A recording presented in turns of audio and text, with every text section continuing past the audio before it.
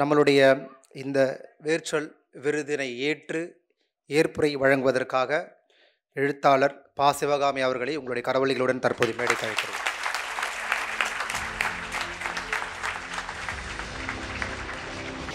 அனைவருக்கும் எனது வணக்கம். தமிழ் சினிமாவில், ஏன் அகில இந்திய சினிமாவிலேயே பா. ரஞ்சித் போல ஒருவரை நான் இதுவரை பார்த்ததில்லை.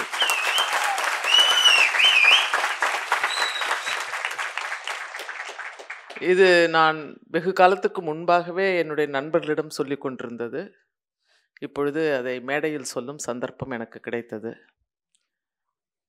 அதாவது, எவ்வளவோ பணம் இருந்தது, புகழ் இருந்தாலும் கூட, எவ்வளவு அர்த்தமுள்ள வசனங்களை சினிமாவில் பேசினாலும் கூட, சமூக அளவிலே அதற்கு எந்த தொடர்பும் இல்லாமல் இருக்கும் பல இயக்குனர்கள், பல நடிகர்கள் மத்தியிலே இவர் ஒரு தனி சிறப்பு கவனம் பெறுகிறார்.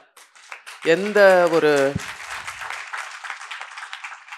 அதாவது காம்ப்ரமைஸ் செய்து கொள்ளாமல், அல்லது இந்த படம் தோல்வி அடைந்து விடலாம், இது பெரிய வரவேற்பு இருக்காது என்று நினைத்தாலும் கூட சொல்ல வந்த கருத்தை சொல்கின்ற துணிச்சல், அந்த பலம் அவருக்கு இருக்கிறது. பல மடங்கு வீரியத்துடன் பணியாற்றி கொண்டிருக்கும் அவரை முதலில் உங்கள் சார்பாகவும் என் சார்பாகவும் மனதார வாழ்த்தி, எனக்கு இந்த வேர்ச்சொல் விருதினை அளித்தமைக்காக அவருக்கு என்னுடைய நன்றியை நன்றிங்கிறது ஒரு வார்த்தை இல்லை, அது உண்மையிலேயே நான் உணர்ந்து, அதாவது வேறு யாரும் எனக்கு இந்த அளவுக்கு பெருமை சேர்த்திருக்க முடியாது, அந்த பெருமையை எனக்கு சேர்த்தார். பிரபா கல்விமணி அவர்களிடமிருந்து நிறைய நான் கற்றுக்கொண்டேன். நான் ஒரு புனைவு எழுத்தாளராக இருந்த என்னை பேம்ஃப்லெட் எழுத்தாளராக மாற்றிய பெருமை அவருக்கு உண்டு. ஒரு போராட்ட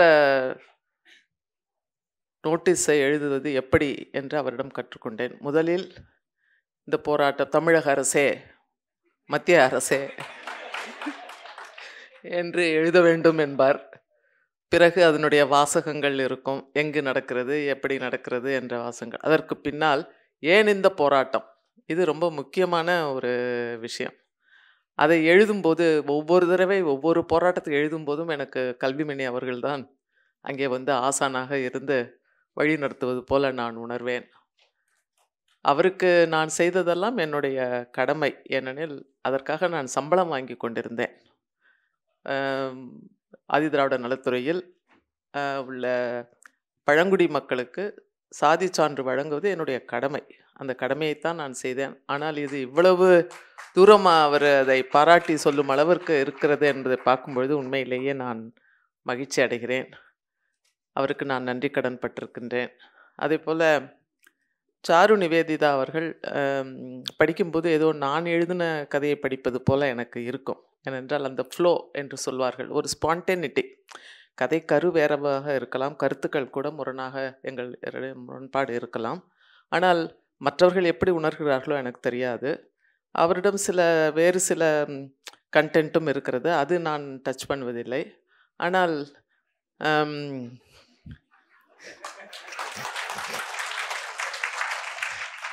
அந்த எழுத்து நடையில் ஒரு ஸ்பான்டேனிட்டி இருக்கும் பொழுது, இது எங்கேயும் நான் எழுதின மாதிரி இருக்கிறது என்று சொல்வேன். இது ஆர்னிகா நாசர் கூட என்னை வந்து பார்க்கும்பொழுது, அவர் சாரு நிவேதாவினுடைய தீவிர வாசகர்.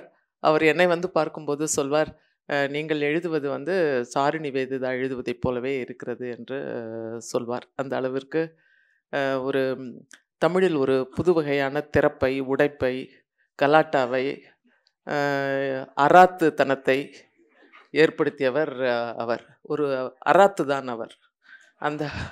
அந்த அளவிற்கு ஒரு படைப்பாளி.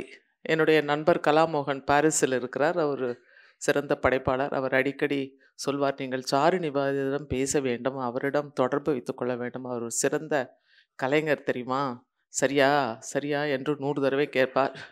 ஏன்னா இலங்கை தமிழில் அவர் பேசும்போது அந்த மாதிரி அவர் பேசுவார். ஸோ அவர் இந்த கூட்டத்திற்கு வந்து பேசியது எனக்கு உண்மையிலேயே மகிழ்ச்சி. இன்னொன்று, யாராவது ஒரு எழுத்தாளரை பற்றி பேசும்போது ஒரு சக எழுத்தாளர் அவருடைய மதிப்பை பற்றி சற்றே கொஞ்சம் குறைத்து அல்லது அதை விட்டுவிடலாம் மறந்து விடலாம் கூட. ஆனால் கோவாவுக்கு வந்தபோது அவர் பேசி கொண்டிருந்தார் நண்பரிடம், எழுதக்கூடவும் செய்தார். ஏன்னா அது ஒரு கீநோட் அட்ரஸ் என்கின்ற அடிப்படையிலே ஒரு பெரிய வரவேற்பு இருந்தது. 3000 பேர் கூடியிருந்த கூட்டத்திலே சிவகாமி பேசுகிறார்கள், என்ன கூட்டம் என்று அவர் வெளியிலே வியந்தது. ஸோ இது பெரும்பாலும் எழுத்தாளர்கள் அதை செய்வதில்லை. தலித் இலக்கியம் என்று வரும்பொழுது எனக்கு பல முன்னோடிகளும் இருக்கிறார்கள். ராஜ் கௌதமன் சிறந்த முன்னோடி தான். ஆனால் அவருக்கும் எனக்கும் நிறைய வாக்குவாதங்கள் வந்தன. அவர் சொன்னார், சிவகாமி எழுதுவது தலித் இலக்கியம் என்று சொல்ல முடியாது. ஏனென்றால் அதாவது அதை மாற்று சாதியினர்கள் கொண்டாடுகிறார்கள் என்று. அப்படி கொண்டாடினால் அது தலித் இலக்கியம் கிடையாது என்று சொன்னார். இன்னொன்று என்ன சொன்னார் என்றால், தலித் இலக்கியம் என்பது ஒரு எதிர் இலக்கியமாகும். பிராமணர்கள் எதை செய்ய சொல்கிறார்களோ அவர்கள் எஸ் என்றால் நாம் நோ சொல்ல வேண்டும், அவர்கள் நோ சொன்னால் நாம் எஸ் சொல்ல வேண்டும் என்று சொன்னார். அப்பொழுது நான் சொன்னேன், இப்பொழுது கூட அதை முடிவு செய்வர்கள் பிராமணர்கள் தானா? அப்போது நாம் இல்லையா என்று கேட்டேன். அதே போல் தலித், அதாவது பகடி என்பது தலித் இலக்கியத்தினுடைய ஒரு முக்கிய கூறு என்று அவர் விளக்கியிருப்பார். அதற்கு ஒரு கதையை கூட சொல்வார். ஹோட்டலிலே டீ சர்வ் பண்ணும் பொழுது ஒருவன் அந்த வாடிக்கையாளர் திட்டிவிட்டார் என்பதற்காக உள்ளறைக்கு சென்று தெரியாமல் எச்சியை துப்பி கொண்டு வந்து கொடுத்து அதை குடிப்பதை அவன் பார்த்து ரசித்து கொண்டிருக்கிறான் என்பது இது எனக்கு சரியாகவே படவில்லை. அதாவது ஒரு கோழை தான் அப்படி செய்வார். ஒரு துணிச்சல் மிக்கவர் நேரடியாக வாடிக்கையாளராக இருந்தால் கூட அவரை எதிர்த்து கேட்கின்ற ஒரு துணிச்சல் வர வேண்டும். இது பகடி அல்ல, இது கோழைத்தனம் என்று சொன்னேன்.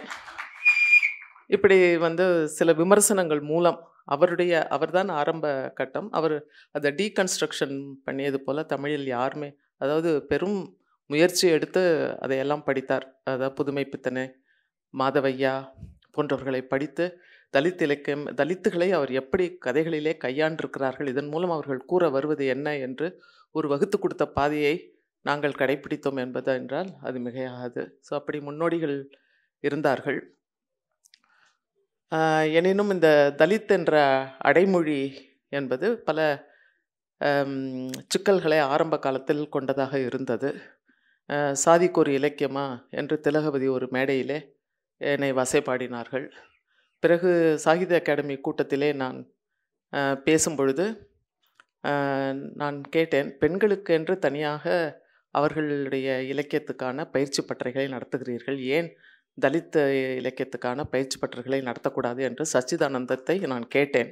உடனே அவர்கள், என்ன சிவகாமி, எந்த கூட்டத்திலும் நீங்கள் இப்படித்தான் பேசுவீர்களா என்று கேட்டார். ஆமாம், அப்படித்தான் நான் பேசுவேன். அதுபோல் ஆனால் பின்னாளில் அவர் என்ன செய்தார் என்றால், தலித் இலக்கிய சிறுகதைகளை தொகுக்கும் பணியை அவர் சாகித்ய அகாடமியிலிருந்து பெற்றுக்கொண்டார் என்பதை நான் இங்கே கூற விரும்புகிறேன். அது கூட இமயம் சொன்னார், நான் சாகித்ய அகாடமியினுடைய தமிழ் மொழியுடைய ஒரு வளர்ச்சி குழுவோ என்னவோ அதில் ஓராண்டு காலம் பணிபுரிந்தேன். ஏனென்றால் நான் இல்லாத போது என்னை இந்த இதில் சேர்த்து விட்டார்கள். 3 ஆண்டு காலம் நான் பணிபுரிய வேண்டும். நான் டோக்கியோவில் இருந்த பொழுது என்னை அந்த குழுவிலே மெம்பராக சேர்த்து விட்டார்கள். நான் ஒரே ஒரு வருடம்தான் பணியாற்ற முடிந்தது. அப்பொழுது நான் அவரை, எழுத்தாளர் நீல பத்மநாபனை கேட்டேன். அவர் தான் இந்த கமிட்டியினுடைய தலைவராக இருந்தார். என்ன சார், என்ன நான் டோக்கியோவில் இருக்கேன், என்னை போய் இப்போ போட்டிருக்கீங்களே அப்படின்னு கேட்டேன். அப்போ அவர் சொன்னார், அம்மா, நான் உங்கள் பேரை சொல்லலைன்னா வேறு யாருமே சொல்ல மாட்டாங்கன்னு எனக்கு தோணுச்சு, அதனால் நான் சொல்லிட்டேன் அப்படின்னாரு. இப்படி ஏன் அவருக்கு தோணுச்சு அப்படின்னு எனக்கு தெரியலை. ஏன்னா அவருக்கு தெரியும் யார் யார் என்ன பேசுகிறாங்க. அவருடைய குரூப் வேறு இல்லையா, சர்க்கிள், என்ன பேசுகிறாங்கங்கிறது அவருக்கு நல்லா தெரிஞ்சிருக்கும். அதே சமயத்தில் அங்கே ஒரு குரூப்பில் இருந்தவர் நடராஜன் ஒருத்தர் இருந்தார். அப்போ நான் வரலாறை பற்றி எழுதுறதுக்கு ரவிக்குமார் தான் பொருத்தமானவராக இருப்பார், அவருக்கு அந்த வேலையை கொடுக்கலான்னு சொன்னப்போ, நானும் தலித்து தாம்மா அப்படின்னாரு. ஐயோ, இந்த நடராஜன் நம்ம தலித்து சர்க்கிளில் பார்த்ததே இல்லையே, இவர் எப்படி இங்கே வந்தார், இன்னும் நான் இவ்வளவு பிழையாக இருக்குமா, தலித் சர்க்கிளில் இவ்வளோ ஒரு அறிஞர் சாகித்ய அகாடமியில் இருக்கார், அது நமக்கு தெரியாமல் போச்சே அப்படின்னு யோசிச்சுட்டே இருக்கேன். லஞ்ச் டைமில் உங்களுக்கு தெரியுமில்ல, இந்த நாடார்கள்லாம் ஒரு காலத்தில் தீண்டத்தகாதவர்களாக பார்க்கத்தகால் பார்த்தீங்களா, இப்படி பொய் சொல்லி என்ன பண்ணாருன்னா ரவிக்குமாருக்கு கொடுக்க வேண்டியதை அவர் வரலாற்று மாதத்தை வரலாறை பற்றி எழுதுறேன்ற ஒரு ப்ராஜெக்டை பெற்றுக்கொண்டார். இப்படி தலித் இலக்கிய உலகத்தில் வந்து பார்த்திங்கன்னா பெண்கள் வந்து இந்த அவார்டு வாங்குறது ரொம்ப சிரமமான விஷயம். ஏன்னா அது காஸ்ட் அப்ரெஷனை பற்றி மட்டும் பேசாமல் நாங்கள் வந்து தலித் பேட்ரியார்கி எப்படி இருக்குன்னு விமர்சிக்கிறோம் இல்லையா, அது உங்களுக்கு பிடிக்காது. அதனால் அவங்க என்ன பண்ணுறாங்கன்னா, தலித் லீடரை நீ குறை சொல்லிட்ட, அவங்கள விமர்சிச்சுட்ட, அவங்கள காட்டி கொடுத்துட்ட. அப்போ நான் சொல்வேன், இது என்னுடைய உரிமைப்பா, அவங்கள விமர்சிக்கிறது எனக்கு இருக்கிற முதல் உரிமை. ஏன்னா நம்ம வந்து இது வந்து குடும்ப விஷயம் என்றாலும் கூட அதை வந்து நம்ம வந்து வெளிக்காட்டுறத வந்து அதை வந்து தப்பாக பார்க்குறது வந்து நம்மளை திரும்பவும் அடிமைத்தனத்துக்குள்ளே கொண்டு செல்றதா இருக்கும் அப்படின்னு நம்ம ஆர்கியூ பண்ண வேண்டியதாக இருந்தது. அதனால் இந்த இன்னொன்று நீங்கள் பார்த்தீங்கன்னா தலித் இலக்கியத்தை வந்து யார் எழுதுறதுன்ற ஒரு பெரிய கூச்சல் வந்து எப்பவும் நடந்துக்கிட்டே இருக்கும். அப்போ ஜெயமோகன் என்ன பண்ணார்னா, அதை வந்து ஒரு யார் வேணாலும் எழுதலான்னார். எழுதிக்கோங்க, யார் வேணானாங்க, யாரும் உங்கள் கையை பிடிச்சிக்கலையே, எழுதுங்க. வெள்ளை யானையில் வந்து அவர் எழுதுகிறார். என்ன எழுதுகிறாருன்னா, ஏன் வந்து அந்த ட்ரெமன்ஹெர்னு ஒரு கேரக்டர் கலெக்டர், அதை வந்து மறைமுகமாக வேற ஒரு பேர் கொடுத்துருப்பார். அயோத்திதாச பண்டிதரும் அந்த ட்ரெமன்ஹெரும் சேர்ந்து தான் அந்த ஒரு பஞ்சத்தில் அடிப்பட்ட 30,000 தாழ்த்தப்பட்ட மக்கள் எல்லாம் செத்து போயிடுவாங்க. அப்போ அதை பார்வையிட போகும்பொழுது இவங்க வந்து அவர் வந்து ரொம்ப அதீத அக்கறை எடுத்து அந்த கலெக்டர் வந்து தாழ்த்தப்பட்டவங்களை பற்றி ஒரு அறிக்கை எழுதுகிறாரு அப்படின்னு அதில் வரும். அவருக்கு ஏன் அந்த அக்கறை வந்துச்சுன்னா, அவர் வந்து இங்கிலாந்தில் இருக்கிற ஸ்காட்லாந்தில் அவங்க அப்பா ஒரு கார்பெண்டர், அதனால தான் அவருக்கு அந்த பரிதாப உணர்ச்சி வந்தது. இப்போ வந்தியா வழிக்கு இன்ன வரைக்கும் தலித்துகள் தான் எழுதணும்ல, எல்லாரும் எழுதலான்னு சொல்லிகிட்டு இருந்த, இப்போ ஏன்ப்பா திடீர்னு அவங்களுக்கு தான் அது புரியும்னு நீ சொல்கிற அப்படின்னு கேட்கணும்னு தோணுச்சு. அதனால் அவங்கள அறியாமலே ஏதோ ஒரு விரோத உணர்வு. சமீபத்தில் கூட பெங்களூரில் ஒரு லிட் ஃபெஸ்ட்டுக்கு போயிருந்தப்போ அவருக்கு ஒரு பெரிய கூட்டம் இருக்குது. அவரே கேள்வியை வந்து இது செட்டப் பண்ணி அவர் ஒரு பொண்ணை வச்சு பேசிக்கிறாரு. அவரே பதிலும் சொல்கிறாரு. சொல்லிவிட்டு அவர் என்ன பண்ணுறாருன்னா, தலித் இலக்கியம் வந்து தமிழில் இருக்க தலித் இலக்கியத்தை பற்றி பேசுங்கும்போது தமிழில் வந்து தலித் இலக்கியத்தை தலித் அல்லாதவங்க தான் சிறப்பாக எழுதியிருக்காங்கன்றார். உடனே விடு, அங்கே என்னத்துக்கு இனிமேல் அவர் பேச்சை கேட்டுக்கிட்டேன்னு நான் வெளியே வந்துட்டேன். வெளியே வந்தோன்னா அங்கே வந்து ஒரு மலையாளம் பத்திரிக்கையில் ஒரு சிறந்த எழுத்த மனோரமாவில் இருந்தவர் அவர் கேட்டார், என்ன நீங்கள் இந்த பருப்பு எப்படி பேசிகிட்டு இருக்காரு, அவன் மலையாளத்திலே இலக்கியமே இல்லைன்னு சொல்லி பேசிகிட்டு இருக்காரு. சரி, இது ஒரு வியாதி போல் இருக்குது, நம்ம ஒன்றும் சொல்ல முடியாது அப்படின்னு. இது மாதிரி பல, அதாவது இன்னொரு வந்து பார்த்திங்கன்னா வான்கூவரில் கூகி வாத்தியாங்கன்னு ஒரு லிங்குவிஸ்ட், அவரை கூப்பிட்ருக்காங்க பேசுகிறதுக்கு. என்னையும் தெரியாதனமாக கூப்பிட்டாங்க. ஸோ நாங்கள் 2 பேரும் கீநோட் ஸ்பீக்கர்ஸ். அதனால் எங்களுக்கு கொஞ்சம் மரியாதை கூடுதலாக கிடச்சிதுன்னு வச்சுக்கோங்களேன். இதை பார்த்துக்கிட்டே இருந்தார் அங்கே திரிவேதின்னு டெல்லியில் இருக்கிற ஒரு எழுத்தாளர். அவர் என்ன பண்ணுறாருன்னா, எப்போ சந்தர்ப்பம் கிடைக்கும் உங்களை அவமானப்படுத்தலாம் அப்படின்னு சொல்லிட்டு பண்ணார். நான் வந்து என்னுடைய ஸ்பீச்சில் சொல்கிறேன் என்னென்னா, அந்த 60 வருஷ காலமாக எந்த ஒரு தாழ்த்தப்பட்ட சமூகத்தை சேர்ந்த ஐஏஎஸ் அதிகாரியும் ஃபைனான்ஸ் செக்ரட்டரியாவோ ஹோம் செக்ரட்டரியாவோ வர முடியல அப்படின்னு நான் சொல்கிறேன். உடனே அவர் வந்து, உங்களுக்கு அது கிடைக்கலன்னு வருத்தத்தில் பேசுகிறீங்களா அப்படின்னு வந்து ஒரு தனிப்பட்ட முறையில் அதை பேசினார். சரி, நான் அதை கேட்டுட்டு ஓகே அப்படி இருந்தால் கூட அது தப்பு இல்லைன்னு சொல்லிட்டு நான் வந்துட்டேன். அப்புறம் கெஞ்சி கூத்தாடி நான் நன்றி சொல்கிறேன்னு அந்த ஆர்கனைசர்ஸ்கிட்ட கேட்டு வாங்கிட்டு அவர் சொல்கிறாரு, இந்த இது வந்து ஹண்டர்ஸ் அண்ட் கேதரர்ஸ், அதாவது வேட்டையாடுறவங்களுக்கும் சேகரிப்பவர்களுக்குமான நடக்கிற இலக்கியம். அதனால என்ன பண்ணிட்டாங்க, சாப்பாடை கூட நாங்கள் தேடி கண்டுபிடிக்க முடியாது வச்சுட்டாங்க அப்படின்னு அவருடைய ஆதங்கத்தை கொட்டி தீத்தார். அப்பயும் ஒரு வாக் அவுட் பண்ண வேண்டியதாக இருந்தது. ஸோ இப்படி வந்து தலித் இலக்கியத்தை வந்து கீழ்மைப்படுத்தி அதை ஒரு பொருட்டாக இல்லாதப்போ இப்போ சாரிணி வேதா பேசுனதை நான் யோசிக்கிறேன். என்னென்னா, தமிழில் 150 வாசகர்கள் தான் இருக்காங்க, 150 வாசகர்களாவது இருக்காங்க, கிரிட்டிக்கே இல்லாமல் போயிட்டாங்க. ஒரு உண்மைக்கு முன்னும் பின்ன நாவல் வந்தது, ஒரே ஒரு ரிவ்யூ கூட நான் பார்க்கல. அது மனுஷபுத்திரன் கூப்பிட்டு வச்சு பேசுனதுனால ஜெயமோகன் அந்த கருத்தை சொன்னார். இன்ன வரைக்கும் ஒரு ரிவ்யூ கூட வரல. அதே மாதிரி குறுக்குவிட்டு நான் எழுதிட்டு ஜப்பான் போயிட்டேன், ஏதாவது வந்திருக்கோன்னு பார்த்தேன், பிரபஞ்சன் ஒன்று தான் திட்டி எழுதி ஒரு ரிவ்யூ தான் வந்தது.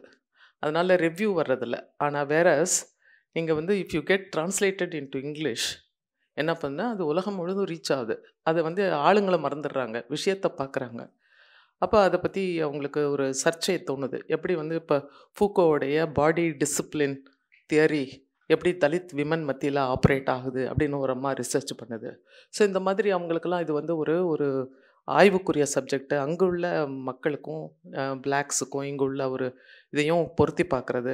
பாமாவுடைய பல ஒர்க்கு வந்து பெரிய அக்ளைம், அதே மாதிரி நிறைய ரிசர்ச்சு, நிறைய ஒர்க்கெல்லாம் இங்கிலீஷில் போனதுக்கப்புறம் தான் நடந்திருக்கு. தமிழ்லையும் அவங்களுக்கு இருக்குது, இல்லைன்னு சொல்ல முடியாது. தமிழில் எனக்கும் எழுதியிருக்காங்க ஓரளவுக்கு கல்லூரிகளில். ஆனால் ஆங்கிலத்தில் கிடைக்கிற வரவேற்பு இங்கே இல்லை. ஸோ அதனால் வந்து என்னன்னா, நான் கூட ஆங்கிலத்தில் தான் லாங்குவேஜ் ஆஃப் த மிரர்னு எழுதினேன். இப்போ கூட உண்மைக்கு முன்னும் பின்ன ரீமேக் பண்ணி அதை வந்து நான் சொன்னேன், இது ட்ரான்ஸ்லேஷன் கிடையாது, இது ரீமேக்கிங், ஒரிஜினல் இங்கிலீஷ்னு சொல்லி இப்போ மேனுஸ்கிரிப்ட் ரெடி பண்ணிகிட்ருக்கேன். ஏன்னா அது ரீச் ஆகுது, வேறு ஒன்றும் இல்லை. ஜனங்க படிக்கிறாங்க, அதை ஆய்வு பண்ணுறாங்க. அங்கேருந்து வரும்போது தான் இங்கே மதிக்கணும்னு இவங்களுக்கும் தோணுது. அது அது ஒரு ஏதோ ஒரு ஃபோபியா இருக்குது. அதனால் நம்ம வந்து இந்த தலித் இலக்கியத்தை வந்து இந்த மாதிரி ஒரு கூட்டத்தில் இதை வளர்த்து எடுத்து பிரபாகர் வந்து இதை ஆய்வு பண்ணும்போது ஒரு நுணுக்கத்தோடு அதை ஆய்வு பண்ணுறாரு. எப்படின்னா, ஒரு இது வந்து இப்போ சில பேருக்கு நமக்கு பார்க்கும்பொழுது ஏற்கனவே இதில் அறிவியல் இதில் பேசும்போது சொன்னார் ஒருத்தர், ஒரு ஒர்க் ஆஃப் ஆர்ட்டை படிக்கும்போது நமக்கு ஒரு கேள்வி வரணும் அல்லது ஒரு சர்ச்சை கிளம்பணும், அதுதான் அது இதனுடைய உண்மையான மதிப்பு அப்படின்னு சொல்லி அவர் பேசினார். ஸோ அந்த மாதிரி வந்து தலித் இலக்கியம்தான் அந்த மாதிரி பல சர்ச்சைகளை கிளப்பிக்கிட்டு இருக்கு பல்வேறு விஷயங்களில். நான் நினைக்கிறேன், நான் ஏதோ கதவு பூட்டிட்டு ஒரு அழகியலோட அழகாக ஒரு கதை எழுதிட்டுருக்கேன்னு நினைக்கிறேன். ஆனால் உண்மையிலேயே நான் பல பேர் கூட, முகம் தெரியாத பல பேர் கூட சண்டை போட்டுட்ருக்கேன் அப்படின்னு எனக்கு தோணுது. ஏன்னா வெளியில் போனால் பல பேர் எதிரி ஆகிட்டாங்க. இந்த இன்குலாப் வந்து எனக்கு ஒரு ஆசிரியர், அவர் ஆரம்ப கால நண்பர். அவர் வந்து பிரிவு உபச்சார விழாவில் அமைதி அரசு அப்படின்னு ஒரு வந்து அவருக்காக பணம் கலெக்ட் பண்ணாங்க. அவருக்கு ஆக்சிடெண்ட் ஆயிடுச்சு.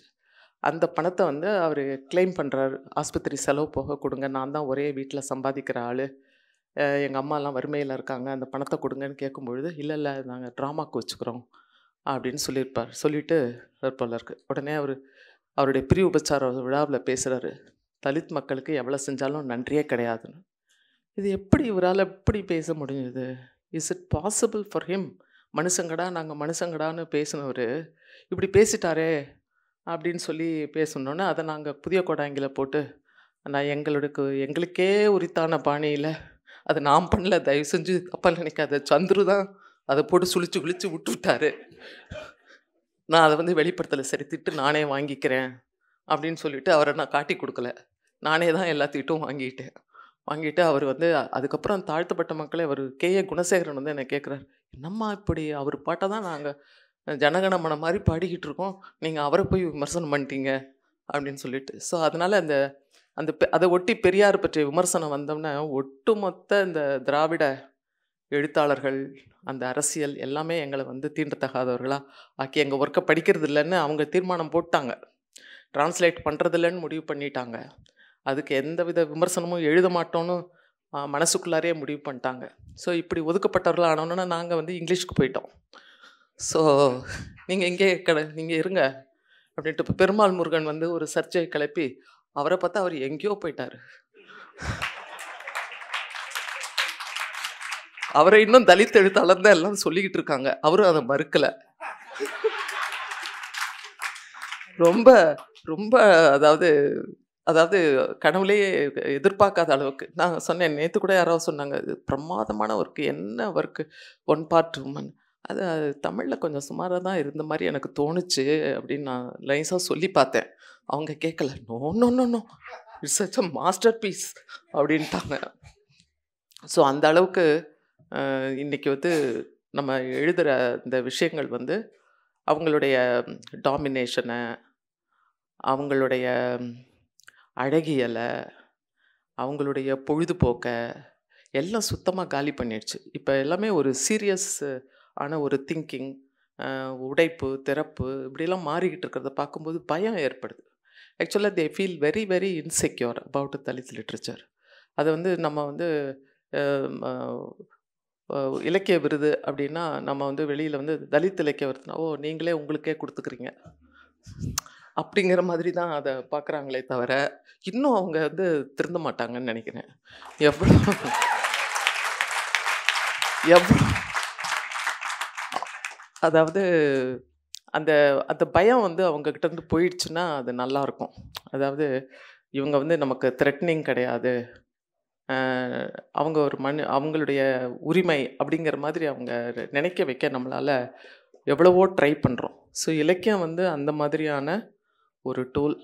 இளைஞர்களுக்கு நான் என்ன செய்தி சொல்கிறேன்னா, அதாவது நிறைய பேர் ஓகே இங்கே போனால் இந்த கட்சிக்கு போனால் என்ன கிடைக்கும், ஓகே அல்லது இவங்களுக்கு கூட இருந்தால் என்ன கிடைக்கும், இந்த எதிர்பார்ப்புனால பின்னாடி போனீங்கன்னா உங்களுக்கு ஏமாற்றம் ஒன்றும் கிடைக்காது.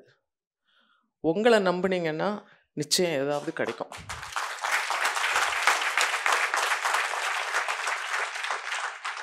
ஏன்னா ஒரு ஒரு வேலையை நம்ம செய்யும் பொழுது அந்த வேலையை வந்து ரொம்ப மனப்பூர்வமாகவும் ரசித்தும் சந்தோஷமாகவும் எனக்கு இருக்கிற, அதாவது என்னை வந்து இழப்புன்னு யாராவது சொன்னாங்களாலே எனக்கு எரிச்சல் வரும். நான் என்னத்தை இழந்தேன், எல்லாம் நல்லா இருக்கேன். என்னமோ என்னை பார்த்து இறக்கப்படுறது பரிதாபப்படுறது இதெல்லாம் தயவு செஞ்சு வச்சுக்காதீங்க. I am very quite strong. யாராவது ஏஜை பற்றி சொன்னால் கூட நோ நோ. ஏன்னா அந்த அளவுக்கு நம்ம வந்து என்ன பண்ணுறோன்னா ஒரு செல்ஃப் ரெஸ்பெக்ட் மெயின்டைன் பண்ணுறோம். எந்த காலத்துலையும் உடஞ்சிடக்கூடாதுன்னு நினைக்கிறோம். எதுக்கும் காம்ப்ரமைஸ் ஆகிடக்கூடாதுன்னு இருக்கோம். உறுதியாக இருக்கும். அதில் சந்தோஷமாக இருக்கும். சில பேர் வந்து புலம்புவாங்க, ஏன்னா இளமையை தொலைச்சிட்டேன், நான் அதை தொலைச்சிட்டேன், இதை தொலைச்சிட்டேன் அப்படின்னு வந்து இரக்கத்தை சம்பாதிக்கிற ஒரு வேலையை பண்ணி மற்றவங்களை வந்து அதை வந்து டிமாரலைஸ் பண்ணிடுறாங்க. நீங்கள் எதையும் தொலைக்கலை, எல்லாத்தையும் அனுபவிச்சுக்கிட்டே உறுதியாக உங்களை வந்து யாராலுமே மாற்ற முடியாதவங்களா, அதாவது என்னென்னா எந்த அதாவது மாற்று அரசியலை சேர்ந்தவர்கள் வந்து உங்களை வளைக்க முடியாதபடிக்கு ஆயிட்டிங்கன்னா அதை விட ஒரு சந்தோஷமான விஷயம், அதை விட ஒரு விஷயம் வந்து ஒரு தனி மனிதருக்கும் இருக்க முடியாது, ஒரு சமூகத்துக்குமே இருக்க முடியாது. அப்படி ஒரு மகிழ்ச்சிகரமான ஒரு விஷயம். அதனால் மனதில் உறுதி வேண்டும், அது நல்லத விஷயங்களில் உறுதி வேண்டும். ஸோ அந்த மாதிரியான ஒரு விஷயத்தை தான் சொல்கிறேன். இங்கே நிறைய பேர் ஃப்ரெண்ட்ஸ் வந்திருக்காங்க. குறிப்பாக வந்து ஸ்டாலின் ராஜாங்க வந்து இந்த புக்கை சிறப்பாக தொகுத்திருக்காரு. தொடர்ந்து தொடர்பில் இருந்தார். இதற்கு முன்னோடியாக சார்லிதாஸ் அவர்கள் ஏற்கனவே வந்து ஒரு மாநாட்டை தேனியில் நடத்தினார். அந்த அறிமுகம் ரொம்ப சிறப்பாக இருந்தது. அவருக்கு என்னுடைய நன்றி, ஸ்டாலினுக்கு என்னுடைய நன்றி. அப்புறம் நம்ம துரைக்கண்ணெல்லாம் வந்து நான் நெய்வேலி வரேன்னுட்டா போதும், அங்கே ஒரு பெரிய ரிசப்ஷன் காத்திருக்கோம். அங்கே ஒரு நாள் ஜவஹர் இவங்க எல்லாம் வந்துடுவாங்க. வந்துட்டு நாங்கள் எல்லாமே இந்த அரசியல் விஷயங்களை எல்லாம் டிஸ்கஸ் பண்ணிவிட்டு எங்களுக்கு நெய்வேலி கெஸ்ட் ஹவுஸில் நான் வந்து டேக்கன் ஃபார் கிராண்டட், நீங்கள் தான் எல்லாம் பண்ணும், நான் ஒன்றும் ஒரு சுண்டு வரல கூட அசைக்க மாட்டேன்னு சொல்லிவிடுவேன். ஸோ எல்லாம் அவர் தான் ரெடி பண்ணுவார். அது மாதிரி என்னுடைய பயணத்தில் வந்து நிறையா பேர் எனக்கு உறுதுணையாக இருந்து உதவி செஞ்சாங்க. புதிய கோடாங்கி டீமை நான் மறக்க முடியாது. அதில் வேலை செஞ்ச எல்லா நண்பர்களுக்கும் என்னுடைய நன்றி. இந்த ஆவணப்படத்தில் வந்து பங்கெடுத்தவர்களுக்கு நன்றி. இது சிறப்பாக வந்தது. விஜே பாஸ்கர் அவர் வந்து ஆர்ஜே பாஸ்கர், வாசுகி பாஸ்கர், அதான் விஜேன்னு பாஸ்கர் வந்து ரொம்ப கடின உழைப்பு செய்தார். சிரிச்ச முகத்தோட அப்படியெல்லாம் செஞ்சிட்டு இருந்தார். இது ஒரு பெரிய ஈவெண்ட். இதை வந்து இதை டைம்ஸ் ஆஃப் இந்தியா, ஹிண்டு இப்படி போன்ற பெரிய நிறுவனங்கள் அவங்க வந்து அது கூட ரொம்ப இந்த மாதிரியான ஒரு காம்பேக்ட் ஆடியன்ஸு தொடர்ந்து சில செஷனுக்கு வருவாங்க, அப்புறம் போவாங்க, அப்புறம் வருவாங்க போவாங்க, அப்படி இருக்கும். அது யூஸ்வலாக லிட்ரரி ஃபெஸ்டிவல்ஸில் அது நடக்கிறது தான். ஆனால் இது வந்து ஒரு ஏதோ சினிமா தியேட்டரில் உட்காந்துருக்க மாதிரி ரொம்ப எல்லாருமே ரொம்ப ஈர்ப்போட இதை கவனிச்சுட்டு இருந்தீங்க. அதே மாதிரி என்னுடைய இந்திய பெண் சிந்தனையாளர் களம் வந்து எப்போவும் எனக்கு வந்து உறுதுணையாக இருப்பாங்க. குறிப்பாக மணிமேகலை, ஜமுனா எல்லாம் வந்திருக்காங்க, திலகா எல்லாரும். அதே மாதிரி அருணா வந்து அந்த அரவாணி சிநேகிதர், அவங்க மூலம்தான் அடிக்கடி நாங்கள் தொடர்பு இருக்கோம். ஆல்காவும் எல்லாம் அழகாக ட்ரெஸ் பண்ணிட்டு வந்திருக்காங்க. ஸோ இங்கே வந்திருந்த எல்லாருக்கும் நான் யாராவது பேரை விட்டுட்டேன்னா அது மறதினால இல்லை, டைம் பத்தாததுனால தான் நினச்சுங்க. இன்னும் வந்து நான் வந்து கொஞ்சம் தான் எழுதியிருக்கேன், இனிமே தான் எழுதணும் அப்படின்னு நான் ஒரு முடிவு பண்ணியிருக்கேன். அதனால் உங்களுடைய வாழ்த்துகளோடு இந்த இந்த விருதுக்கு வந்து ஒரு முக்கியமான ஒரு என்ன சொல்கிறது, முக்கியமான ஒரு விஷயம் இருக்குது. என்ன அப்படின்னா, இது வந்து ஆனரிங் மட்டும் இல்லை, இது வந்து ஒரு சேலஞ்ச். ஓகே, இது வந்து என்னென்னா, தில்லானா மோகனாம்பால் ஒரு பக்கம் ஆடிட்டு இருக்கும்போது மனோரமா ஒரு மூலையில் ஆடுற மாதிரி இல்லை, எங்கப்பா அப்படி இல்லை. இது வந்து மெயின் ஸ்ட்ரீம். ஏன்னா மெயின் ஸ்ட்ரீம்னு சொல்கிறதுல சில ஒரு ஐஏஎஸ் ஆஃபீஸர் சொன்னார் மெயின் ஸ்ட்ரீம் அப்படின்னாரு. சார், மெயின் ஸ்ட்ரீம்லேருந்து என்னத்தை இன்ன வரைக்கும் நீங்கள் கற்றுக் கொடுத்துருக்கீங்க இந்த சமூகத்துக்கு? ஜாதியை கற்றுக் கொடுத்துருக்கீங்க, ஆன்மீகன்ற பேரில் மூடநம்பிக்கை கற்றுக் கொடுத்துருக்கீங்க. இதுதான் வந்து மெயின் ஸ்ட்ரீமாக இருக்க வேண்டிய ஒரு விஷயம். அதனால் தயவு செஞ்சு உங்களை மெயின் ஸ்ட்ரீம்னு சொல்லி ஏதோ புனிதமாக்காதீங்க. நாங்கள்லாம் பெரிஃபெரி கிடையாது. ரொம்ப ஆழமான சிந்தனையோடு இந்த சமூகத்தை மாற்றி அமைக்க வந்த ஒரு புதிய படை நாங்கள்லாம், புதிய வரவு. எழுத்து வந்து ஏற்கனவே கூட யாரோ சொன்னாங்க, எழுத்து வந்து ஒரு ஆயுதம் அப்படின்னாங்க. இது வந்து ஒரு மாபெரும் போர். இது வார்த்தை போர் இல்லை, இது வந்து பின்னாடி போராக மாறக்கூடிய தன்மைகள், அனைத்து கேரக்டர்ஸும் உள்ள ஒரு இது மாறிக்கிட்டே தான் இருக்குது. இப்போ நீங்கள் தான் பார்க்குறீங்களே, 10 ஆண்டுகளுக்கு முன்னாடி நான் வந்து இந்த மாதிரி பார்க்கல. இன்றைக்கி இந்த அரங்கத்தில் நிறைய தலித் கவிஞர்கள் வாசிக்கும்போது உண்மையிலேயே ஆச்சரியமாக இருந்தது. ஓ மை காட், எவ்வளோ நல்லா வந்திருக்காங்க, ரொம்ப சந்தோஷமாக இருந்தது. ஏன்னா ஒரு 20 இயர்ஸ் ப்ராசஸ் இது. இந்த ஒரு விதை போட்டோம்னா அது முளைச்சி அது மரமாகிறதுக்கு அந்த ப்ராசஸுக்கு இடம் ஏற்படுத்தி கொடுக்கறதன் மூலம் இன்னும் அதிகமான பேர் இதை வந்து வர்றதுக்கு வாய்ப்பு இருக்குதுன்னு சொல்லி நன்றி கூறி விடைபெறுகின்றேன். நன்றி.